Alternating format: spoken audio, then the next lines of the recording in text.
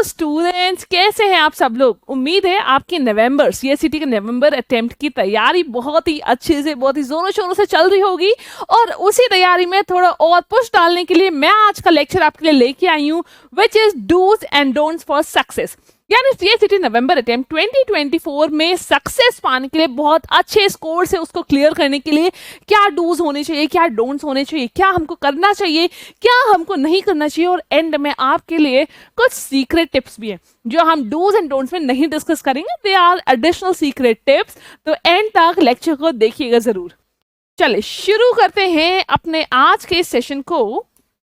And देखिए students तो आप लोग हैं नहीं, आप लोग मेरे लिए मेरे फ्यूचर कंपनी सेक्रेटरीज है।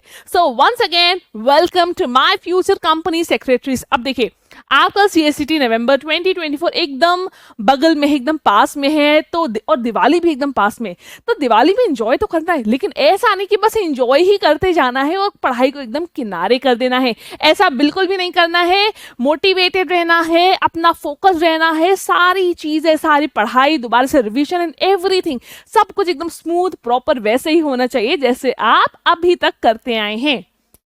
तो डूज पहले समझते हैं, सीएससीटी प्रिपरेशन में क्या चीजें हमको करनी चाहिए।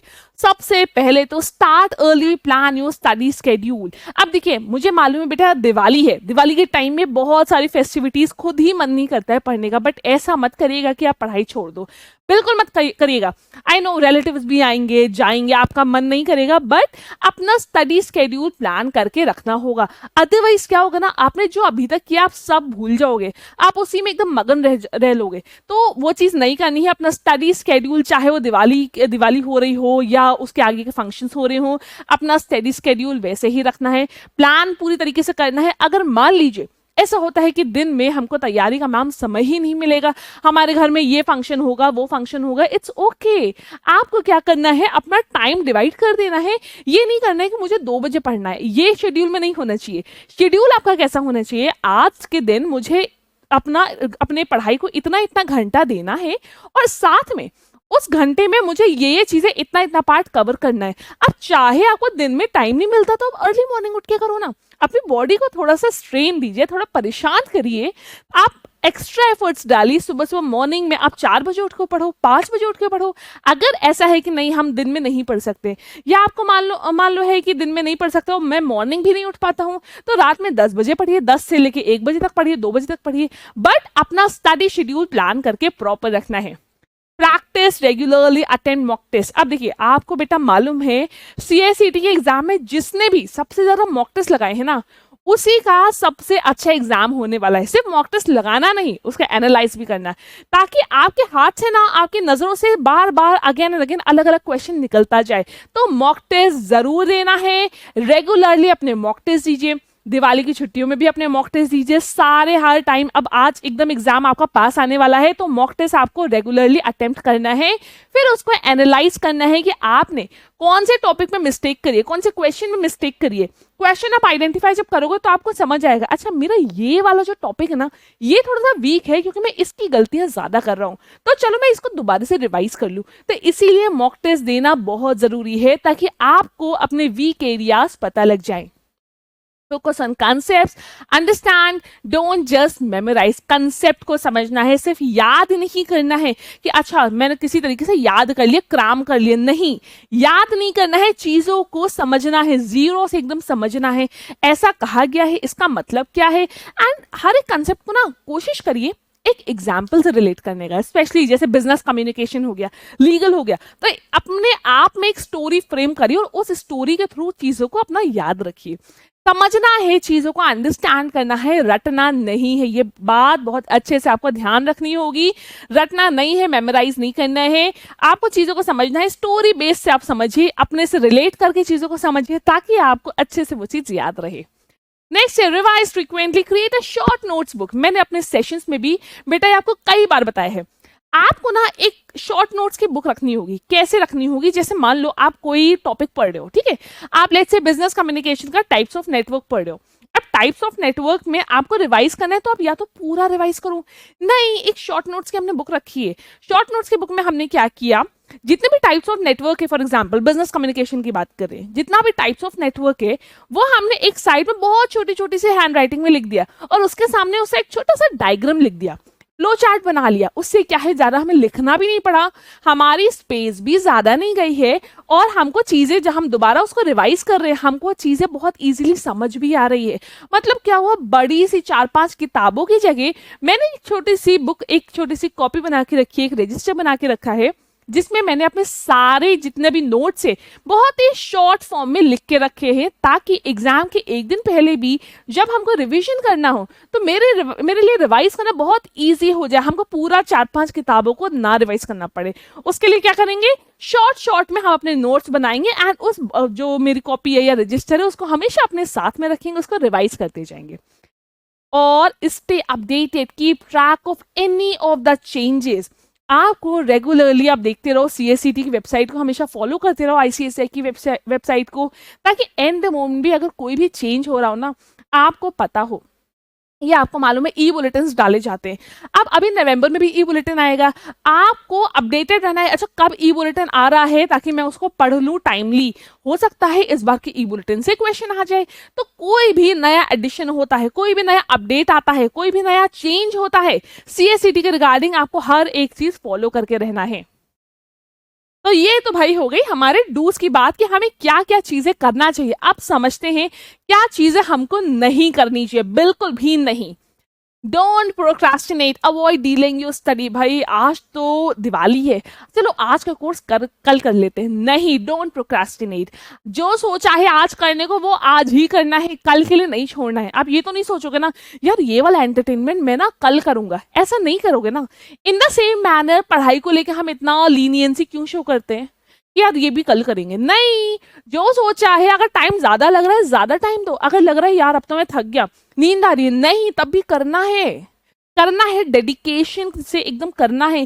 तभी आप में, और जो बच्चे ये करते हैं कि यार मैं उसको कल करूंगा, और जो बच्चे सीएस बनते हैं उनमें यही डिफरेंस होता है। बेटा आपको भी मालूम है सीएससीटी का एग्जाम इजी होता है as compare to other examinations, but कुछ ही बच्चे सीएस बन पाते हैं, क्यों? जिनके अंदर वो डिटर्मिनेशन होता है, वो लगन होती है कि मुझे एनी हाउ करना है, वो जुनून होता है। तो आपके अंदर भी मुझे वही जुनून चाहिए, तभी कोई भी बच्चा पास कर पाएंगे इन एग्जाम्स को, तभी आप बाकी लोगों से अलग बनोगे। क्यों ऐसा होता है कि एक जो सीएस होता है वो अलग होता है as compare to other students, क्योंकि उसके अंदर वो जुनून होता है, वो पैशन होता है, पैशन टू स्टडी, कि इररिस्पेक्टिव ऑफ कितना भी जो है कितना भी एफर्ट्स लग रहे हो, बट आदमी दे रहा है, स्टूडेंट्स हमारे दे रहे हैं, ठीक है। तो प्रोक्रास्टिनेट नहीं करना है, अपनी स्टडीज को डीले नहीं करना है, जो जिस समय के लिए सोचा है उस समय वो चीज करनी ही करनी है। Don't ignore the weak areas, focus on your challenges. इसका मतलब बेटा सिर्फ इतना सा है, आप मॉक टेस्ट देते हो, राइट, मॉक टेस्ट देते हो, आपको मालूम होता है कि यार ये वाला मेरा एरिया ना वीक है, हम उसको एक दूसरे नोटबुक में हमने नोट कर लिया ये एरिया वीक है, बट हम क्या करते हैं इस एरिया को ना बाद में लास्ट में कर लेंगे, नहीं, अपने वीक एरियाज को इग्नोर नहीं करना है। उस एक चीज की वजह से आपके हर बार मार्क्स कम हो रहे हैं, इससे बेटर है एक बार उसको कर लो, जैसे ही मॉक टेस्ट दिया तुरंत समझ आया अच्छा ये वाला मेरा टॉपिक वीक है, तुरंत पढ़ लीजिए ना। जब आप एक चीज को 10 बार पढ़ोगे कैसे नहीं याद होगी वो चीज, कैसे आप नहीं समझोगे, बिल्कुल समझोगे। तो वीक एरियाज को अपने इग्नोर नहीं करना है। अगर आपको लगता है ये वाला सब्जेक्ट टफ है, क्वांट्स टफ है, करंट अफेयर्स टफ है, यार इसको मैं ना बाद के लिए छोड़ देता हूँ, नहीं, रोज थोड़ा थोड़ा करो, रोज एक एक टॉपिक आप कंप्लीट करो, कोई भी एरिया को इग्नोर नहीं करना है। अगर वीक है तो उस वीक को हमें स्ट्रॉन्ग बनाना है, ठीक है। Don't cram last minute. अब देखो आखिरी मोमेंट पे एकदम क्रामिंग नहीं करना है, रट्टाफिकेशन नहीं करना है कि जल्दी जल्दी बस सब रटते जा रहे, ऐसा बिल्कुल भी नहीं करना है। चीजों को समझना है पहले से, लास्ट मोमेंट एक दिन पहले यार ये नहीं पढ़ा जल्दी जल्दी रटते जाओ, पूरे साल का करंट अफेयर्स एक दिन में कर लो, कुछ नहीं कर पाओगे एग्जाम में, एग्जाम में सब एकदम मिक्सड अप हो जाएगा, तो ऐसा नहीं करना है। Don't get distracted, limit your social media, बहुत जरूरी है इस समय। जैसे होता है ना दिवाली की फोटो, यार चलो दिवाली की फोटो डाल दिया जाए, अच्छा बाकी लोग ने कौन कौन सी फोटो डाली है जरा देखें, आज किसने किसने दिवाली की फोटो डाली है, नहीं करना है। चलो अगर आपको करने का मन हो बिल्कुल करो, लेकिन उसका लिमिट कर दो अपना टाइम। अपना मान लो आपने सोचा चलो आज इंस्टाग्राम ना मैं रेगुलर सिर्फ आधा घंटा यूज करूंगा, आधा ही घंटा होना चाहिए। वो आधे घंटे से लेके वो जो होता है ना स्क्रॉल कर रहे यार 4 घंटे हो गए मुझे तो पता ही नहीं चला, ऐसा नहीं करना है। अपने अपने स्क्रीन टाइम को लिमिटेड रखना है। जो सोशल मीडिया की वजह से जो भी आपके डिस्ट्रैक्शन होते हैं उनको लिमिटेड रखना है। ज्यादा से ज्यादा आपका मन कर रहा है वैसे तो मत ही यूज करो, बट फिर भी अगर लग रहा है कि नहीं यार बहुत मन कर रहा है, ठीक है, अपने को ऐसा बांध के नहीं रखना है, बट लिमिट योर टाइम। आधा घंटा दे दो उसके लिए, दैट्स इट। आधा घंटा in whole day. Don't skip mock test, rebuild your confidence. मैंने पहले ही बताया था मॉक टेस्ट इस एग्जाम के लिए या किसी भी एग्जाम के लिए बहुत जरूरी होते हैं। उससे आपका कॉन्फिडेंस बनता है, उससे आपको समझ आता है कि एग्जाम में क्या पैटर्न होता है, किस तरीके के टॉपिक आते हैं, प्लस मेरा कौन सा सब्जेक्ट वीक है, मेरा कौन सा सब्जेक्ट स्ट्रांग है, कौन सा चीज मुझे पहले अटेम्प्ट करनी चाहिए, कौन सी चीज मुझे बाद में अटेम्प्ट करनी चाहिए। ये सब कुछ कैसे सीखोगे आप? सिर्फ मॉक टेस्ट से सीखोगे। तो मॉक टेस्ट अटेम्प्ट करना बहुत ज्यादा जरूरी है। And you have to follow the do's and don'ts to achieve the dream of becoming a company secretary. Do's and don'ts को follow करिए, company secretary आप बन जाएंगे, उम्मीद करते हैं। And obviously subscribe for more tips, tricks and study materials for CACT November 2024। हमारे channel को सब्सक्राइब करिए। अच्छा, apart from all these कुछ सीक्रेट टिप्स जिसके बारे में मैंने बात किया था, use mind maps for retention. चीजों को याद रखने के लिए माइंड मैप बनाइए, माइंड में कनेक्ट करिए, चीजों के एक्रोनिम्स बनाइए, एक शॉर्ट फॉर्म ऑफ स्टोरी के जरिए आप याद करिए। जैसे जैसे आपको सिंपल सा बताएं, अभी हाल ही में नोबेल प्राइज मिले। अब नोबेल प्राइज के जो विनर्स हैं उनका नाम इतना टफ है कि आप याद ही नहीं रख पाओगे। तो आपको क्या करना है, कुछ ऐसा लिंक, कुछ कनेक्टिंग लिंक ढूंढना है कि हाँ सब्जेक्ट से हम इस नाम को याद रख सकते हैं। कुछ एक्रोनिम बना ले, मतलब अपनी अलग से कहानी हमने कुछ बना ली जिसके थ्रू हम चीजों को याद रख सकते हैं। ठीक है, teach back method for better understanding, very very important and very very helpful. आपने एक चीज देखा होगा, जब भी आप किसी को कोई चीज समझाते हो, आपको कोई चीज आती है बट आप किसी को समझाते हो, जब समझाते हो तो आपके कंसेप्ट और ज्यादा क्लियर होते हैं। तो हमेशा अगर आपको अपनी चीजों को बहुत स्ट्रॉन्ग करना है, बेटर अंडरस्टैंडिंग करनी है, तो सामने वाले को, अपने किसी भी फ्रेंड को आप चीजों को समझाओ, दोबारा आप पढ़ा दो। किसी को नहीं समझ आ रहा है कि यार राहुल जरा मुझे टॉपिक समझा दो, या कोई कह रहा है यार राहुल मुझे टॉपिक नहीं समझ आ रहा, आपको मैं बताता हूँ, मैं पढ़ाता हूँ। जब आप एक बार उस चीज को पढ़ा लोगे ना, आपको इतने अच्छे से वो टॉपिक समझ आ जाएगा, हमेशा के लिए आपके दिमाग में बैठ जाएगा। So it is very very helpful. Focus on current affairs from last 6 to 8 months. बच्चों को बहुत डाउट होता है मैम करंट अफेयर्स कितने मंथ्स का करना है, तो बेटा 6 मंथ्स का तो वेरी वेरी इंपॉर्टेंट होता है, 6 to 8 मंथ्स। वैसे मैं हमेशा बोलती हूँ 1 साल का करो, बट 6 to 8 मंथ्स का उस 1 साल में बहुत ज्यादा इंपॉर्टेंट होता है current affairs.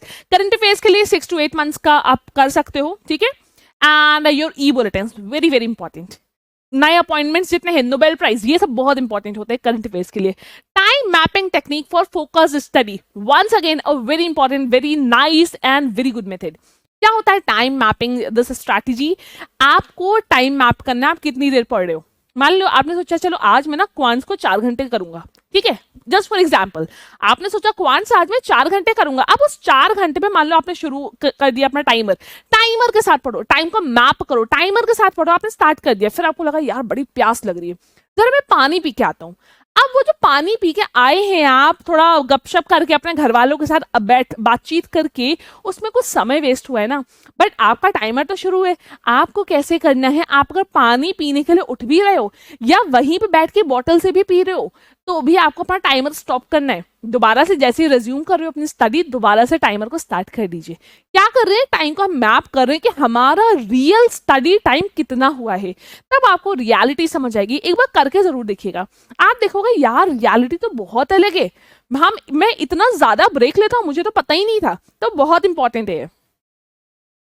And few more secret tips for students. Prioritise your weak areas first in mock test. मैंने पहले ही बताया, मॉक टेस्ट में अपने वीक एरियाज को प्रायोरिटाइज आप करो।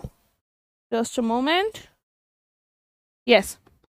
तो मॉक टेस्ट में वीक एरियाज को प्रायोरिटाइज करो, मॉक टेस्ट देखिए, एनालाइज करिए, समझ आ जाएगा हमें क्या चीज नहीं आती है, उसके अकॉर्डिंग अपना जो स्टडी प्लान रखिए उसके अकॉर्डिंग करिए। आपको आज समझ आया, आज हमने मॉक टेस्ट दिया, आज समझ आया कि चलो मेरा ये वीक एरिया है। अब ऐसा नहीं करना है उस वीक एरिया को हम परसों कवर कर रहे हैं, नहीं, उसमें यह है अगले मॉक टेस्ट देने के पहले जितने भी आपके वीक एरियाज हैं वो सब कवर हो जाने चाहिए, एटलीस्ट वो टॉपिक कवर हो जाना चाहिए, जितने भी वीक एरियाज है, तभी आपका मॉक टेस्ट देने का फायदा है। Use audio notes for easy revision, again very nice thing. अब देखो कई बार ऐसा होता है, लीगल की कुछ चीजें ऐसी होती हैं कि चीजों आपको याद रखनी पड़ती हैं, ठीक है। उसमें आप क्या कर सकते हो, आपने अपनी अंडरस्टैंडिंग के अकॉर्डिंग, अपने नॉलेज के अकॉर्डिंग अपने वर्ड्स में आपने ऑडियो नोट्स को रिकॉर्ड कर लिया, ठीक। अब जब भी आप फ्री हो, जब आप मान लो सोने जा रहे हो, उठ रहे हो, या मान लीजिए आप ऐसे ही वॉक कर रहे हो, आपने ईयरफोन्स लगा के उन ऑडियो नोट्स को आप सुन रहे हो, उससे क्या हुआ, जब आप बार बार वो चीज सुनोगे ना, आपको याद हो जाएगी। इसी तरीके से आपने जैसे देखा है ना, सॉन्ग्स जो होते हैं, गाने होते हैं, गाने आदमी को बिना याद करे ही याद हो जाते हैं। क्यों याद हो जाते हैं? क्योंकि हम उसको सुन रहे, सुनने से हमें जल्दी चीजें याद होती हैं। आप कोई वीडियो देखो, आपको चीज जल्दी याद हो जाएगी, क्योंकि वो ऑडियो नोट्स, ऑडियो के जरिए आपको चीजें जल्दी याद होंगी। तो अगेन, अगर कोई भी ऐसी चीज है जहां पे आपको दिक्कत हो रही है, या also it's very beneficial for revision, आपने अपना जितना भी, जैसे शॉर्ट नोट्स वाला जो मैंने बताया था, वो शॉर्ट नोट्स आपने ऑडियो नोट्स में कन्वर्ट कर लिया, उसको ऑडियो उसका रिकॉर्ड कर दिया। अब जब भी आप फ्री हो, आपने आराम से कान में लगा लिया, आप बाहर भी कहीं हो, फ्री हो, कान में लगा लिया, अपने आराम से रिवाइज कर रहे हैं। Very nice thing. Keep a mistake journal to track learning. अब आपके पास एक डायरी होनी चाहिए, कौन कौन से जगह पे मैंने अपनी मिस्टेक करी है, ठीक है, ताकि आप अपनी चीजों को ट्रैक कर पाओ। एंड बिफोर योर एग्जामिनेशन उस डायरी को आप एक बार गो थ्रू कर लो और देख लो, अच्छा यहाँ यहाँ मैंने इस मॉक टेस्ट में ये मिस्टेक करी है, चलो एक बार इसको दोबारा से देख लेते हैं। Then take breaks, quality over quantity in study time. Frequent breaks भी लेते रहने चाहिए। हर 1 घंटे बाद 10 मिनट का ब्रेक लेके उठो, लेकिन वो 10 मिनट का ब्रेक ना 10 ही मिनट का होना चाहिए, उससे ज्यादा नहीं होना चाहिए, ठीक है जी। So these were few of the important tips and tricks, और you can say do's and don'ts आपका सीएसईटी नवंबर 2024 के लिए। उम्मीद है कि आपको फायदे तो बहुत मिलेंगे। So thank you so much everyone, and do follow these tips and tricks, these do's and don'ts. Thank you everyone.